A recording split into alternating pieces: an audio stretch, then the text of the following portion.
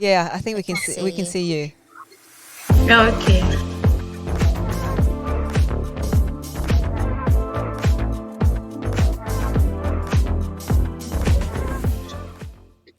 Hi and welcome to another episode of DAWNCast, where we shine the light on stories that matter. I'm Dai Lee. And I'm Kathy Ngo. And today we've got Yarrie Bangura joining us. Yarrie is the founder of Aunty Ginger's Tonic, and it's an African drink that she would like to share to Australia and the world. Welcome, Yarrie. Welcome to the show. Thank you. Thank you for having me. No, thank you. Hi, viewers. It was very hard to pin you down. You're a very busy woman at the moment. And we just found out that it's because you've been driving all over Sydney, delivering much-needed drink during this COVID times. Is that right? That is correct. So now I kind of know my way around Sydney a bit, yeah. So you're personally driving it around? Yes, because it's been really slow with the Korean service. And so I hate keeping my customers waiting. So I took the initiative and I keep driving every day from 7, sometimes 8, and I will arrive home in the afternoon. And on top of that, you're also making the drinks as well.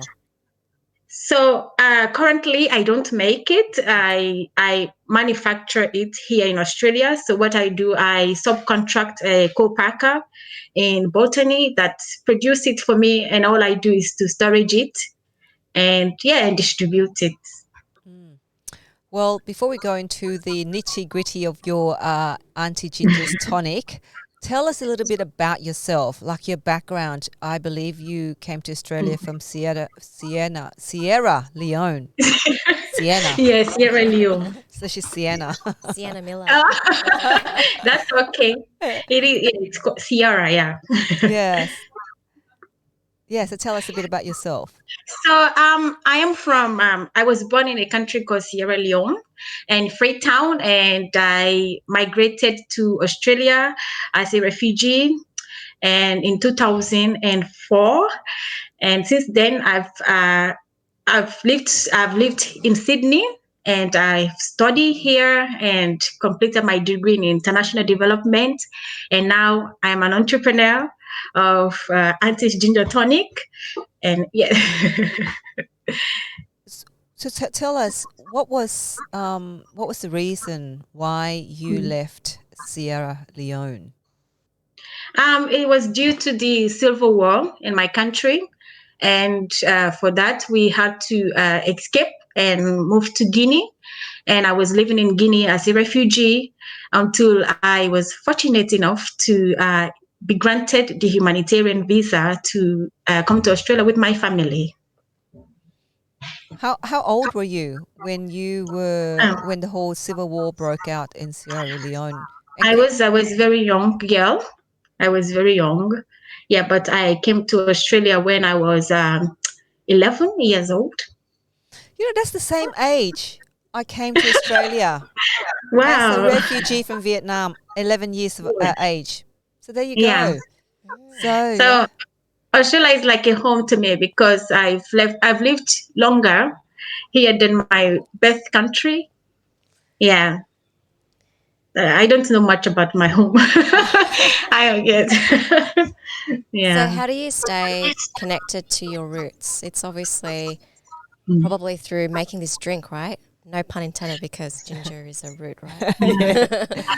Yeah, that's exactly right. You know, my home, the drink connects me to my home because it's the memory from home that I brought here. And as a young girl, when I was told I was coming to Australia and I would have another opportunity to life, I've always dreamt of giving something back to this nation. And so I've had that passion in me for a very long time, since the day I stepped my feet at the airport in Sydney, but I didn't know what it was. So I thought maybe going to school would go to school and do the normal stuff, get a job and contribute. But then I didn't felt really satisfied because I was already working and I was also paying my tax. So I thought I need to do something more bigger, you know, which was business. And business is something my people from generation, they have done to survive. And so I thought maybe I can start something that my family is known for, and which is business and something with meaning. So I thought of the ginger beer as a way, and it, as a also good memory for me, because as a child living home, and I don't have pleasant memory sometimes of my home due to the war. And I know that my country is very beautiful and the people are very warm. And so sometimes I forget that, and due to the maybe flashbacks and also the pain. And so I thought, well, I want to bring ginger beer, because ginger beer is made from the women. And that image was very powerful in my head, seeing women coming together and just women making this beverage for different celebration. And as a child, although I grew up, I was born in the city and grew up in the city. So occasionally, like on holidays, I would go visit my grandmother, and she used to have the main ingredient that I use in my product, like the ginger, the tamarind, lemon, everything is planted in her backyard. And so for me, that was a good memory of my own little childhood. And I thought, well, that's what I want to bring to Australia, ginger beer. And I want to call it Auntie Ginger Tonic, because to honor my aunties, and yeah, and to also honor my my good time in Sierra Leone. I want you to create a picture here. I want you to Yeah, create a picture of what it was like, the environment that you grew up and the civil yeah, war in Sierra Leone. So that I think once you paint that picture, yeah. and then you when you then actually go to the journey of where you are now with your business, Mhm. it will allow, you know, the viewers, the audience to hear that journey. So can you describe what it was like for you? I mean, I know you were a young kid. I mean, I remember, you Mhm. know, when I left Vietnam, how young I was, but I remember vividly some very significant moments. So I have no doubt that in your mind there have been some significant moments, as you said, the flashbacks. Can you take it to some of those flashback moments? That's what's driven you to do what you do today. So yeah, so with after coming to Australia, there was a long time I started thinking, maybe like 3 years later, and I started thinking about place of belonging. And for me, it was I didn't really felt belong to the beginning, because I felt I've moved around so much, like just from the world, Sierra Leone to Guinea and now to Australia. And so that belonging, that sense of belonging I didn't have. And so with me, like, and also with the business, I started like, I think it was a good way for me actually to connect with the business, because it really allows me to start thinking good about my home, and not just have the negativities, the graphic image of what has happened in and but to also think that I had a very colorful childhood, and my childhood was amazing, because I grew up as a child not knowing the difference between who is who. Everybody is your auntie, everybody is your uncle. You play with your friends, and you have decent life, and also you go to school. And I didn't grow up struggling, as people might see on the media that they see children struggling in Africa. No, I grew up with my both parents worked very hard to provide for us. So I grew up I had a good life, and also had rich culture where people just love each other. People want to be with each other. There's no different. There's no discrimination. So I didn't. I grew up in that environment, and so. But as I said before, that's all wiped away because of one incident, which was the war, and it took away my good memory and that privilege that I've had once in my life. And so with the business, I was able to reconnect with that memory of that good time of my homeland, and make decision to myself that, I am grateful to be here, but in Australia, I'm also, and acknowledge the fact that I am Australian Sierra Leonean, and I cannot hide away from that no matter where I go. And so, which before I was not able to reconnect with that. And because also with my drink is very interesting. When people see it, they want to know not just about the drink, but they want to know about my root. And so constantly, I mean, people ask me this question, and I have to deal with this question over and over again. So I realized that, I cannot take away my roots from me, but I can just enhance it with my current life. So how has Australia responded to your drinks? Obviously, it's doing really well and you're really overwhelmed by all these deliveries. But other than connecting with your story, like, what are you seeing so far? I think Australia is an interesting country. And why do you say it's an interesting country with a laugh? What does interesting mean? Interesting. Tell us about that, Yarrie. What do you mean? It's a fair go place. Like if people sees you that you want to do something, they will come in, they will assist in some way.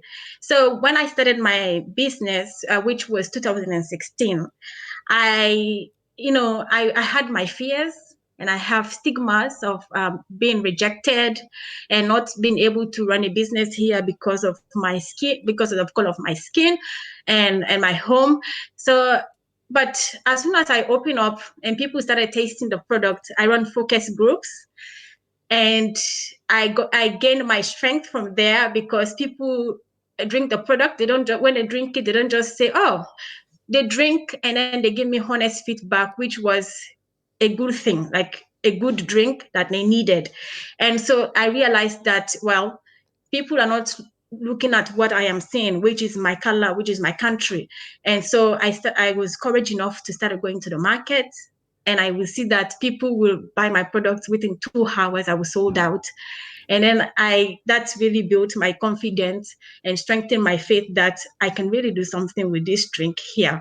And so now I've been to the market number of time, festivals, and when people say it, of course, they're interested to know where I'm from. So I always get the question of, where are you from? But when they taste the product, they don't just say, oh, she's a colored person, so I don't want to buy, but they buy it because they like it. And so for me, that has been working very well, and that has been a success to my business as well. Yeah. Yeah, I think a personal story, anybody's personal story is a very Yeah. powerful tool to sell, to share, to really create a brand around. The story of the Yeah. brand. That's Yeah, right. I mean, I think Auntie's Ginger Tonic, your story is the brand of Auntie Ginger's Tonic. And so Yeah. I think that that story that you were kind of taking us on initially about the pain of losing your birth country, when it's I think it's a powerful story to tell, because that will help people relate to you as a person, and therefore they'll buy anything you sell them. so so Yeah. but I'm sure, like many refugees, we kind of want to shed those clothes as soon as we get to a new country. I don't know if that's how you felt when you first came here, but I certainly wanted to take it off. What were you wearing? I was wearing nothing. No. I just had visuals. I was wearing a t-shirt and some kind of short. It was so hot when we first came to Australia that we had one suitcase, and I took my t-shirt off. It was so hot. as a girl, 11-year-old girl, not developed, so you can take it off because it was hot. Yeah. But I see what you mean. It's the whole symbol of a new beginning, Yeah. a new life. But then at the same time, if you go too far, you might lose your heritage and who you are as a person. And I think, well, my family are refugees as well, and you don't want to lose touch with that, but you just want to make it your own in this new country. Yeah. I just want to know, who was key to getting your business started? Like, did you connect with a certain mentorship group, an entrepreneur group, or did you get like a mentor? Like, what was your process behind that? in getting Yeah. started? So I get the story, the when we were talking about the story, actually with my bottles, because I know from my focus group, people ask me questions, a lot of questions. So what I've done as well to explain a little bit about my background, because I can't be in every shops, because right now we are in Harris Farm. I can't go there all the time to tell people my story. So there is, every bottles have their own stories of my little bit of my childhood, of what I used to see, that image that I had. And when I started my business, it for me, I had to work first on myself, to believe in myself first. And so I watch a lot of videos of entrepreneurship women that have been through struggles and have made it to something.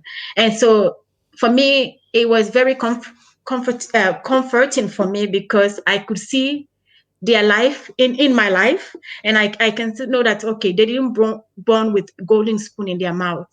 They had been through struggles, and yet here they are. And so that's where I started first. And so I went out and I spoke to a few women's um, business organizations that helped me. Then I also went to refugees organization, business organization that helped me. And so all these people built my strength and mentor me to have confidence, and also show me the way. And did you then, I suppose, from that, I mean, you're talking about belief, self belief. Yeah. What work did you do to really Mhm. to get to believe in yourself? You know, because that's the Yeah. hardest bit, isn't it? When you go out, you start anything, not just a business. You do anything. It's about that self belief, that The mindset. the mindset. How did Mhm. you overcome that? So I said I watch a lot of videos, like women like sharing their stories of how they become successful. Like the lady that I really look up to in a female entrepreneur in beverage business is Janelle. And so I looked at her talks and see, like, and for me it really helps me, because it was like, okay, if they can do it, I can do it too. Uh, there's no magic about it. It's just they worked very hard, and if I do the same, I might just um, end up succeeding in my business. And with the organizations that I've been to, like Global Sisters, I went there, and I went to SSI, the Ignite program. All those people like helped me, like because they put me in touch with Somebody. mentors, yeah, that were able to empower me, because I was capable of doing the work. But sometimes when the fear kicked in, you start questioning yourself, your ability, that can I really do this? And so having mentors was like kept me on track. And if I had that fear that I'm feeling, I can talk to them about it and bounce it back and go back to my business. Do you think then, having been through that process, Yeah. having gone to organizations who provided you with mentor or who connected you with the right, Mm-hmm. starting a small business like yourself, Mm-hmm. reflecting back, I mean, you're only you're 4 years old, and as you said, you're still driving. You're driving your Yeah. products around. What Yeah. would be one thing that you think would be helpful for small businesses like yourself, other than, sure, you Yeah. can point you to a right mentor or to this organization, but what would it be, the most important thing that would be the most helpful to help you as a small business Mm-hmm. starting out to run it, smoothly? I think passion is very, if you have passion for something, like when you go into it, don't look at the prosperity first. Look at what makes you happy. Like for me right now, my business brought happiness to me, because it brought me closer to my country, and it makes me be curious to learn more, and like push away the fear away, and start embracing who I am as an individual and as Yarrie. And so for me, I still don't make, I'm making money for the business, but I still don't pay myself. Ah, And we know, we know, we know. and I'm spending a lot of hours on it. And sometimes I work very late, but the joy that it gives me, that I'm actually creating something from out of pain, and then also sharing that light with other people, because when people drink it, they always get, oh yeah, I like your drink. Your drink, I had a cold, it helps me with my cold. So all these things like makes me happy, because I'm like, I am giving back to my home, to my new home, Australia, and I'm putting smile on people's face. And for me, that is satisfying to me. And so that really keeps me going. And I want to wake up every day and do some more work or drive around. Yeah. Driving around. Um, you touch upon it constantly, fear. Yeah. What what is that fear about? Have you stopped to think, what is that fear? Where is it stemming from? What is it about that fear? Can you describe the Hmm. fear? I guess fear of rejection, fear of failing, and so, but right now, if you ask me if I still hold on to that fear, no, my fear is different. And my fear would be the same fear as a every normal business person who is in business. Like my Uh-huh. fear has shifted from fear of people feeling like people will judge me, people being judgmental or not being accepted. So but now I have different kind of fear, which is, okay, I have stock in my store. How do I sell it? How do I get new customers? And so those are like my concern now. But I don't worry about the color of my skin or my home. No, that has disappeared, thank God. Wow. Speaking about lots of stock and all Yeah. that, like how can, other than buying your drinks, what else Mhm. can we do? What can DAWNCast listeners and also Di and I can do to help you? I guess to promote it, spread the word, because for me, Aunty Ginger Tonic is not just about the normal business. Like before, like everything was normal before the COVID-19, I partnership with ACU, and I go to different schools to talk to young people, especially disadvantaged youth in our community, and I go and share my story with them, and I will actually run activities with them on how they can start their own business if they chose to. And so for me, and I see myself doing that, because once you like what, I think the word business has a lot of fear in it as well. People look at Absolutely. it, oh no, Oh no, no, I don't yeah. want to do it. You're only Oh, mad. Mad to go into business.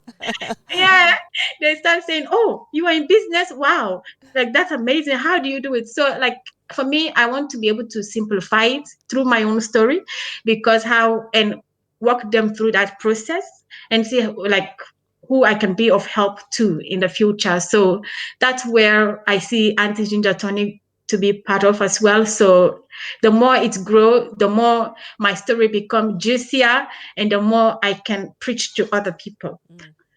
If you want to get to the root of the story, have a drink of Auntie Ginger's tonic beer. Get to the root of the story. Make sure. That's true. Yeah.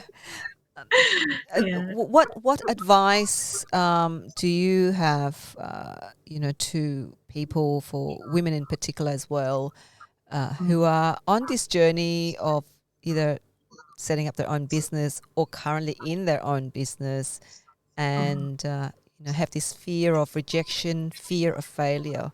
What would Mm. your 3 tips be? I think first of all, always remember your passion. What makes you, when you had that first idea, what makes you laugh so much or smile, and and you felt like you were on top of the world. Hold on to that passion, hold on to that image, because when the time become rocky, maybe if you decided to go into the business, you will have that initial image, and you'll be like, this, I when I had this image, I fell in love with it, and I really wanted to make it work. So that will help you to move ahead. Secondly, I will say that find yourself mentors, people that are more knowledgeable on what you are doing, because you will find out that talking to them will help you stay in business. You will learn from their mistakes, you will learn from their success, and so whatever they tells you, pay carefully attention to it and try your best to work on that, whatever the feedback they give to you. And then also,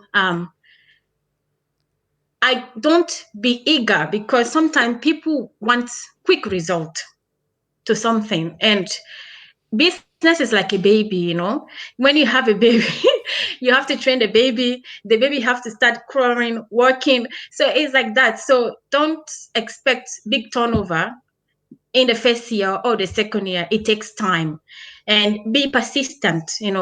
Don't take no for an answer. Like for me, I always email people. Sometimes I get no email back about distribution, but I keep going. I don't take no for an answer. I just keep pushing, because I know that I am not the only one that have their I'm not the only person emailing those people. There might be thousands of people emailing them. So maybe one email does not well, maybe didn't go through. One call didn't go through, because they are dealing with many, many people.